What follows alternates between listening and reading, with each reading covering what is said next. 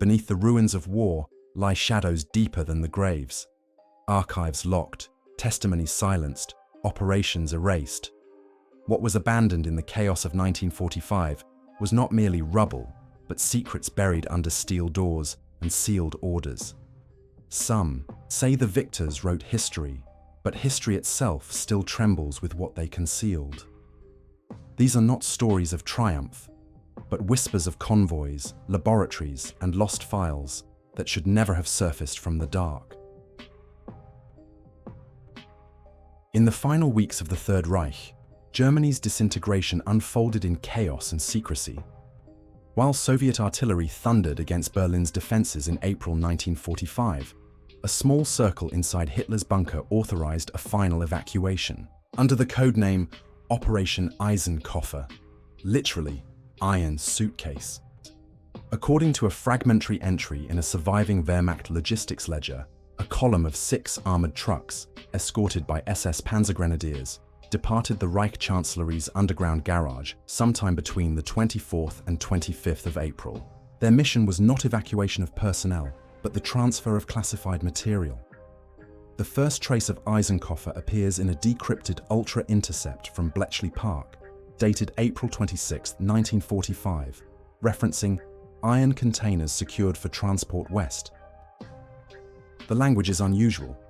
Allied signals analysts noted that Eisenkoffer was never a known operations codename, suggesting it had been created only days earlier. The intercept also mentioned a rendezvous point near Lübeck, then under imminent British advance. From that point, the trucks disappear from the official record. Post-war testimony from a captured SS radio operator, Otto Drexler, offered one of the few first-hand accounts. In a 1946 interrogation transcript, preserved in the British National Archives, file KV2-1043, Drexler claimed that the convoy carried more than currency or bullion. He described wooden crates sealed with lead, stenciled with the markings of the Reichsforschungsrat, the Reich Research Council. These crates, he said, were loaded with technical dossiers and experimental materials connected to Germany's faltering atomic research program, including uranium oxide. Drexler insisted the escorting soldiers were ordered under penalty of execution to destroy the cargo before surrender, if interception was imminent. The convoy was briefly tracked by Allied monitoring stations. A fragmentary transmission intercepted. Near Schwerin reported engine trouble in one of the vehicles. The message ends abruptly. No Allied patrols in the region reported capturing the trucks, though British forces had entered Lübeck by May 2nd.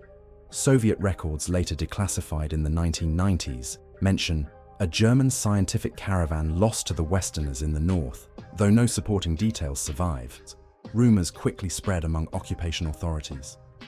In 1947, a US Army intelligence memorandum, designated G2 Strategic Services Unit File 471B, speculated that Operation Eisenkoffer had been a deliberate attempt by the SS to barter advanced research in exchange for safe passage. One section of the memorandum even suggested that Eisenkoffer was connected to the sudden disappearance of several Reich scientists, later reappearing under the auspices of Operation Paperclip. Yet the memo was redacted heavily, with entire pages blacked out before release. Material evidence is sparse. In 1951, construction workers near the Lübeck docks unearthed corroded ammunition boxes and a single document canister containing water-damaged papers, mostly unreadable. One page, however, bore the heading Geheime, Reichssache, top secret Reich matter, with references to isotopen separation and Projekt Ursel. Dam. Analysts identified Ursel as a codename appearing in fragmentary wartime research tied to centrifuge experiments, though no official record connects it directly to nuclear development. The canister vanished into British custody. The Sidyi Eisenkoffer mystery gained renewed life in the 1960s when fragments of Soviet files surfaced through East German defectors. A partially declassified KGB report, dated 1949, alleged that American forces had captured the convoy intact and shipped its contents to the United States under maximum secrecy. The report claimed the material was subsumed within the atomic program, though no evidence supports this assertion. American officials consistently denied possession of such cargo, dismissing the Soviet file as propaganda. Historians remain divided. Some argue Eisenkoffer was little more than Reichsbank assets disguised under cryptic codenames, intended to finance Nazi escapes across Europe and South America. Others contend the operation represented a desperate effort to salvage fragments of Germany's atomic research, technology that, though incomplete, could have altered post-war power dynamics if recovered intact. The truth remains clouded by missing records and deliberate obfuscation. The personal accounts, however, are telling. A British officer stationed in Lübeck, Major Harold Lumsden, wrote in his unpublished diary, later sold at auction, of strange activity in the port. Sealed crates moved at night by unmarked vehicles, under guard, then gone by dawn. His entry is dated May 5th, 3 days after Lübeck's surrender, raising the possibility that surviving elements of Eisenkoffer successfully reached the harbour and were spirited away. Even decades later, the Eisenkoffer files remain sensitive. In 1998, researchers requesting access to US National Archives holdings connected to SS Scientific Transport were denied on grounds of continuing security classification. Similarly, British authorities have yet to release the full interrogation. Transcripts of surviving SS officers questioned about the operation. The legacy of Operation Eisenkoffer lies not in what can be proven, but in the silences preserved by official secrecy. Trucks that left Berlin under artillery fire, carrying cargo deemed vital enough to risk the last resources of a collapsing regime, simply vanished. Whether their contents sank in the Baltic, were seized by Western intelligence, or disappeared into Soviet custody, remains unknown. The unanswered question endures: what was inside the iron suitcases so valuable that the dying Reich guarded them to the very end, and why has every trace since been obscured? By the summer of 1948, Europe was still haunted by the ghosts of war. In the Bavarian Alps, Allied occupation authorities catalogued bunkers, depots, and command posts abandoned by the collapsing Reich. Official records list thousands of weapons caches destroyed or seized during this period. Yet one discovery, made inside the tunnel complexes of Obersalzberg, would be swiftly concealed and later erased from public record. The site itself was already infamous. Obersalzberg, perched above Berchtesgaden, had been Hitler's mountain, retreat, and the seat of the Nazi leadership's Alpine stronghold. Beneath the slopes lay an intricate system of reinforced tunnels, warehouses, command centers, fuel depots, some extending deep into the mountain. In June 1948, US Army engineers of the 109th Engineer Combat Battalion conducted standard demolition surveys of these tunnels. The official report filed weeks later listed conventional stores, small arms, communications equipment. Unofficially, members of the survey team reported something very different. A classified appendix, later glimpsed in partially declassified OSS files, Record Group 2 and 26, Entry 190, describes the discovery of cylindrical launch tubes mounted on crude bipods, hidden behind sealed steel doors. The devices were incomplete, lacking propellant charges, but their design was striking. A handwritten note from a US ordnance officer compared the warhead configuration to a shoulder-fired, armor-piercing rocket superior in range to the Panzerfaust. The codename stenciled on several crates was Donnerfaust, Thunderfist. Allied analysts were immediately intrigued. The Panzerfaust, Germany's disposable anti-tank launcher, had been cheap and devastating at close range. But Donnerfaust appeared designed for extended engagement distances, with guidance fins and a stabilized propellant chamber resembling early attempts at man-portable rockets. One damaged blueprint recovered from the cache bore signatures of engineers, connected to the Mittelwerk facility, where V-2 rockets had been assembled using forced labor. The implication was alarming. Late in the war, the Reich may have been experimenting with portable anti-armor technology that could have outclassed Allied weapons by years, yet the prototypes never reached any official catalogue.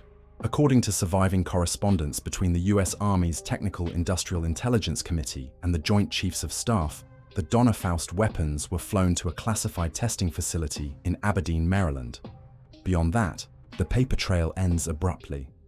A 1952 Army Ordnance Memorandum referencing foreign shoulder-launched devices makes no mention of Donnerfaust by name, but notes the destruction of unserviceable materials not deemed of future value. This explanation has long been considered inadequate by researchers, given the sophistication implied by the surviving sketches. Meanwhile, Soviet interest was immediate. In 1961, East German archives noted KGB inquiries into Anglo-American recovery of Alpenwaffen. One Soviet defector later described Moscow's frustration that prototypes had been seized by Western allies, citing Donnerfaust as an example of weapons research suppressed to prevent escalation. Whether Moscow ever obtained the technology remains uncertain, though post-war Soviet anti-tank launchers bore suspicious similarities to what little is known of Donnerfaust's schematics. Eyewitness accounts offer the most unsettling details. In an interview conducted in 1974 with former engineer Erich Neumeier, then employed at Mittelwerk, he claimed Donnerfaust prototypes were rushed into testing near Dachau in early 1945, but proved unstable. "We had explosions in the tube," he said. "Too much recoil. But the penetration, when it worked, was far beyond Panzerfaust." Neumeier insisted that 4 completed units were delivered to Obersalzberg in April 1945 for safekeeping. He assumed the Americans had captured them. Why then were they erased from the official narrative? One theory suggests NATO suppressed the technology deliberately. Portable guided anti-tank weapons, if publicized in the late 1940s, might have triggered an arms race well before the Cold War matured. Another possibility is more troubling: that Donnerfaust's technology was quietly integrated into classified Western weapons research, its Nazi origins buried beneath layers of secrecy. Some researchers point to the striking resemblance between Donnerfaust's schematics and later Western designs, including experimental shoulder-fired rockets tested by the US Army in the 1950s. In 1995, a Bavarian spelunker exploring sealed wartime tunnels near Berchtesgaden allegedly discovered rusted fragments of what appeared to be a rocket tube. He reported military-style serial numbers faintly visible on the corroded metal. Before he could recover the artifact, authorities sealed the tunnel, citing hazardous structural instability. Photographs taken on site, though blurred, show a cylindrical object consistent with post-war descriptions of Donnerfaust. These images were quietly dismissed by German officials, fueling speculation of continued suppression. The surviving documentation is maddeningly incomplete. Most known files contain references heavily redacted, with terms like advanced shoulder ordnance and classified disposition. Yet the pattern of concealment, first by US intelligence, then by NATO, is unmistakable. The existence of Donnerfaust has never been acknowledged publicly, and its fate remains unresolved. The significance is stark. Had Donnerfaust reached German infantry in 1944, Allied armor thrusts could have faced devastating losses. A portable, long-range anti-tank rocket in the hands of retreating Wehrmacht units might have slowed the Allied advance across Europe, prolonging the war. The fact that such weapons were within days of operational readiness, then hidden from history, underscores the peril of buried technology. Today, Obersalzberg's tunnels stand mostly as sanitized tourist attractions, their darker secrets sealed away. But in restricted archives, fragments of classified reports, smudged blueprints, and redacted memoranda hint at what the occupying forces really found there in 1948. A weapon erased not because it failed, but because its existence was too destabilizing to reveal. Donnerfaust remains a ghost of the post-war record, half weapon, half rumor, sealed behind concrete and censorship, a reminder that some of the Reich's deadliest projects were not destroyed, but deliberately forgotten.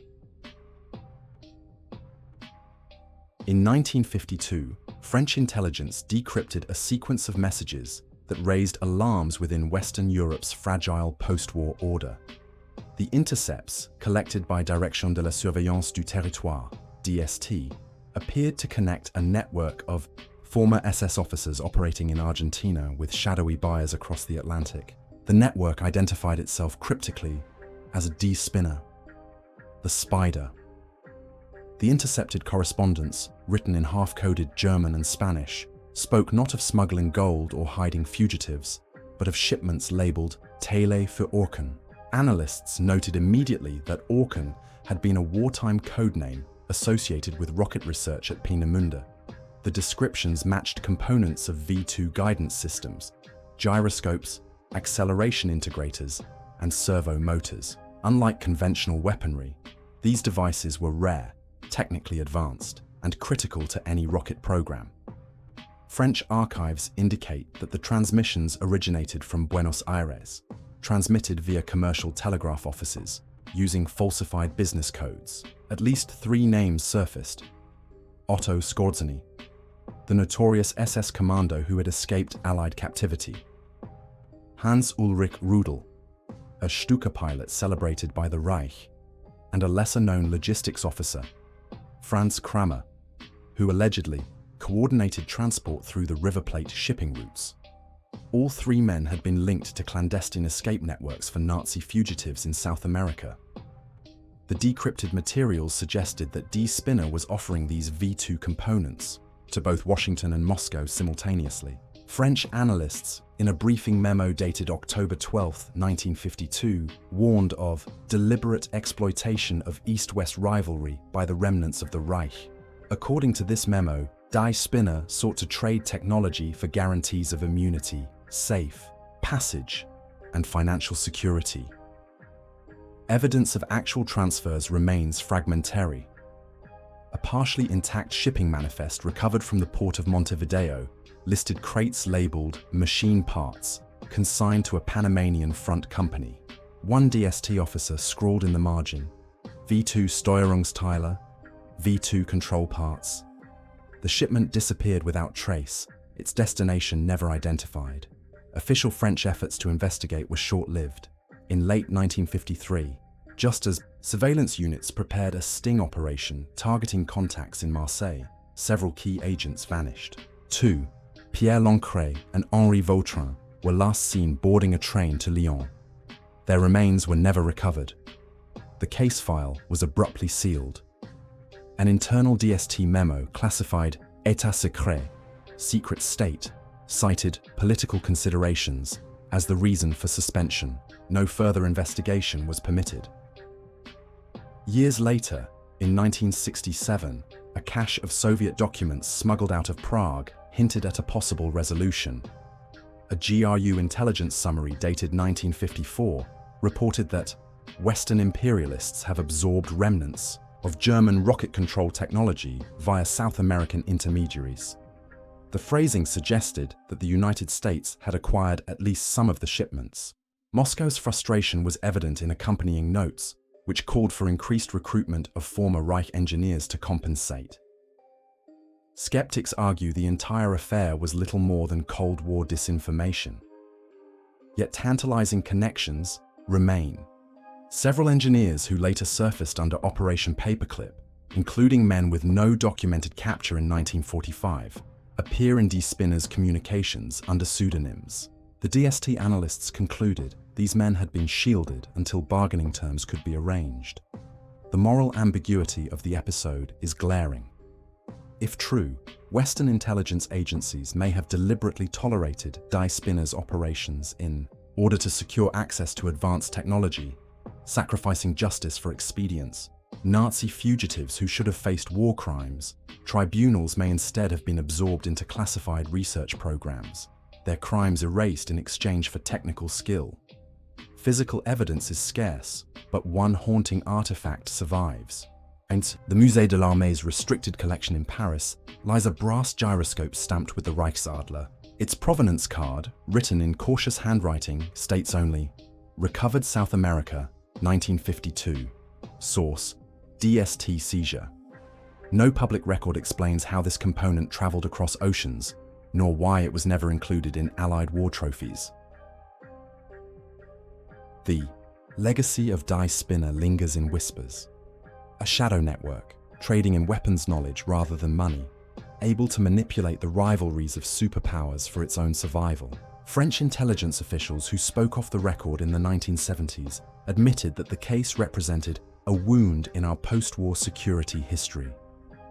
The network was never dismantled, at least not publicly.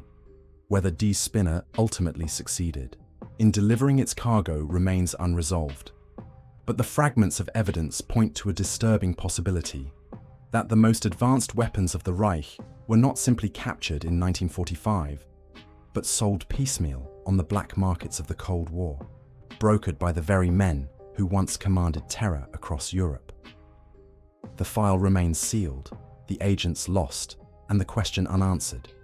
Did the spider vanish, or did it weave itself into the very structure of post-war intelligence, leaving only traces for historians to chase decades later? In September 1961, during NATO's annual naval exercises in the North Atlantic, the British frigate HMS Loch Fyne picked up a faint, irregular SOS signal in Morse code. The call, heavily degraded by static, repeated the letters U779 before falling silent. The ship's communications officer assumed it was interference, until naval records confirmed that U779 had been scuttled in May 1945, 16 years earlier. A diving team was dispatched to the coordinates, approximately 200 nautical miles west of Bergen, Norway. At a depth of nearly 300 meters, they located the wreck of a German Type 7 U-boat resting on the seabed. Its hull ruptured, but hatches sealed from within. The unusual detail troubled investigators. Scuttled U-boats were typically vented open, their crews long gone. Here the doors had been locked from the inside, as if deliberately containing something. Divers recovered several objects before NATO command ordered the site sealed. Most significant were a series of metal canisters stenciled with the Reichsadler and marked Geheime Kommandosache, top secret command matter.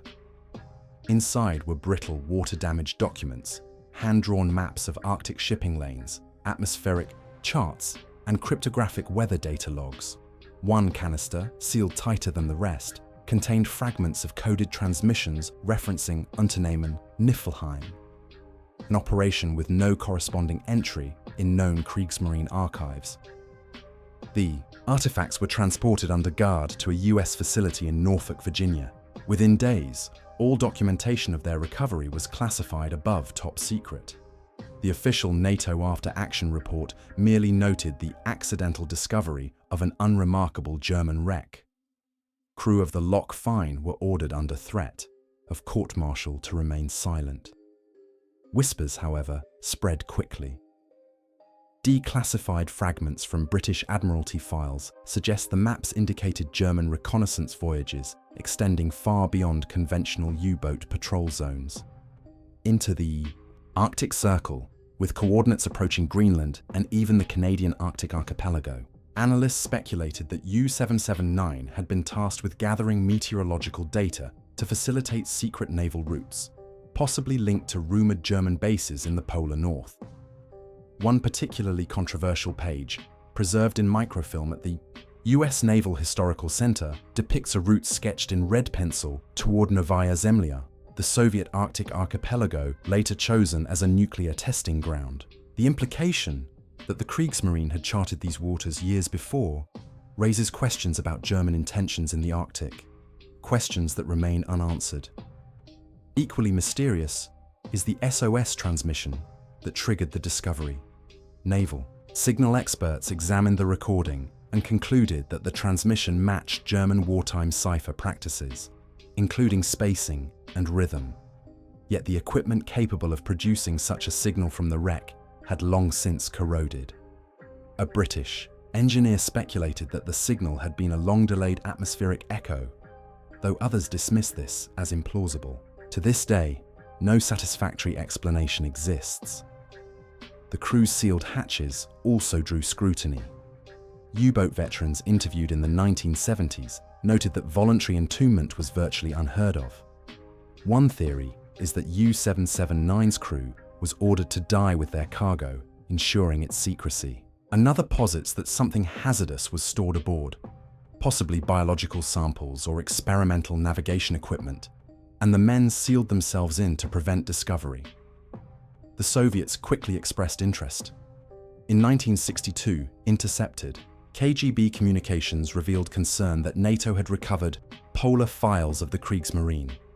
A declassified CIA memorandum from the same year notes Soviet naval expeditions dispatched toward the same coordinates, though no wreck was found. U-779, it seems, had already been removed or buried deeper by Western forces. In 1984, a German researcher named Klaus Kessler published a paper claiming that the U-779 materials connected to wartime speculation about a fourth route across the Arctic for German supply lines. His work was denounced, and the documents he claimed to have seen vanished from university archives.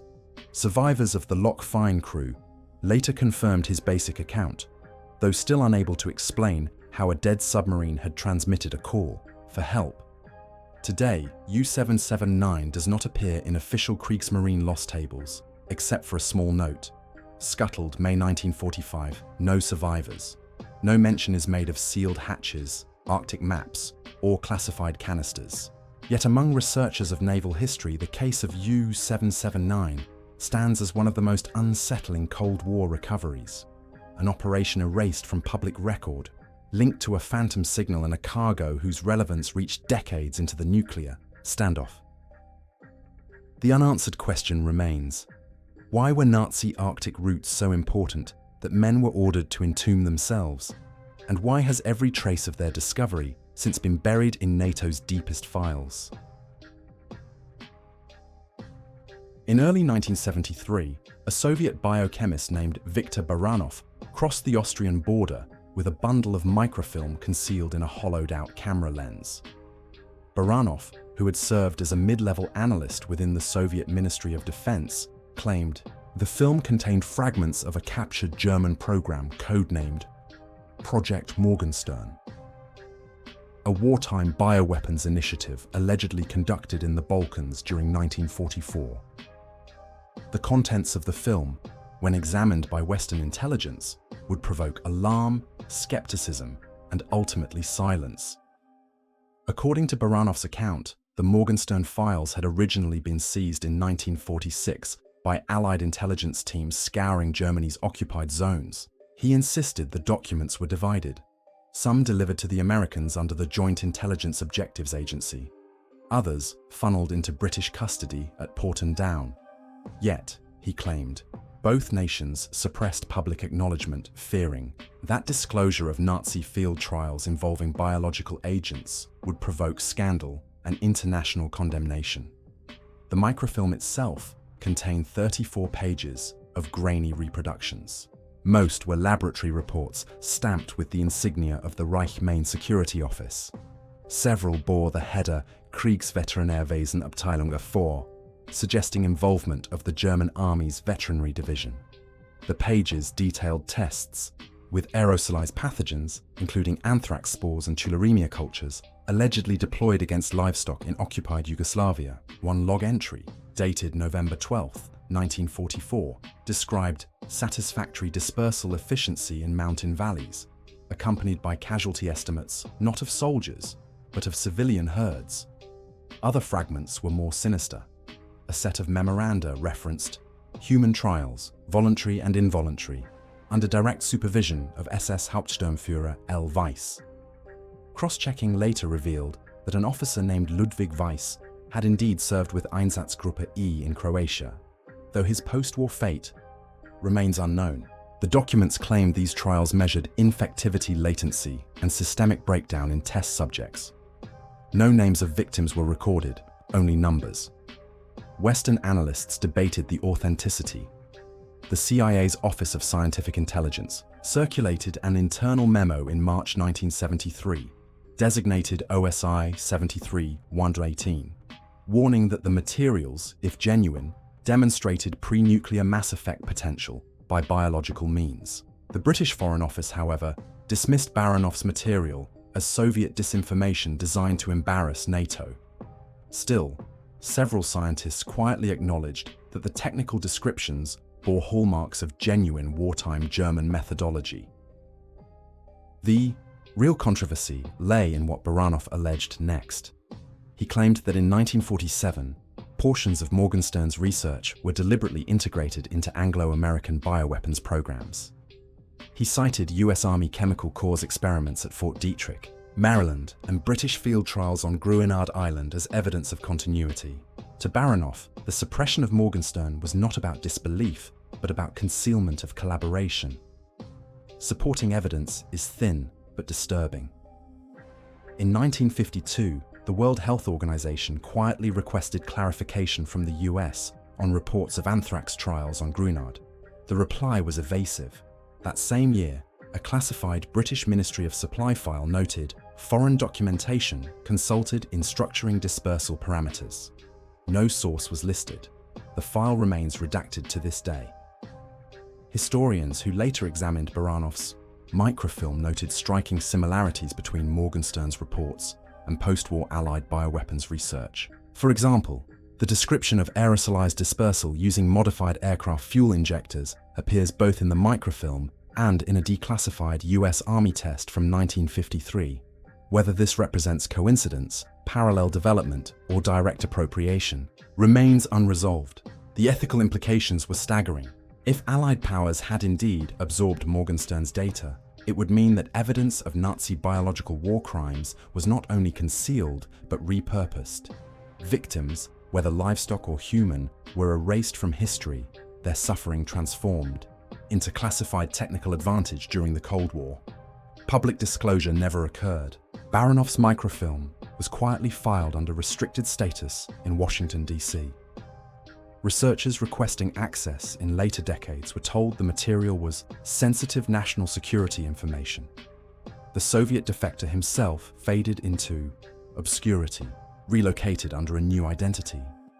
He died in the 1980s, never recanting his story. Occasional glimpses into the Morgenstern dossier resurface. In 1999, a German television documentary briefly displayed a blurred page of what appeared to be a Morgenstern logbook, showing casualty figures and coded location references in Bosnia. The network was pressured to retract the footage.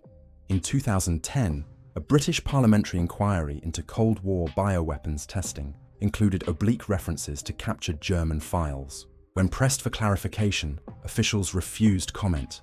What remains is an unresolved archive, fragmentary, contested, and damning.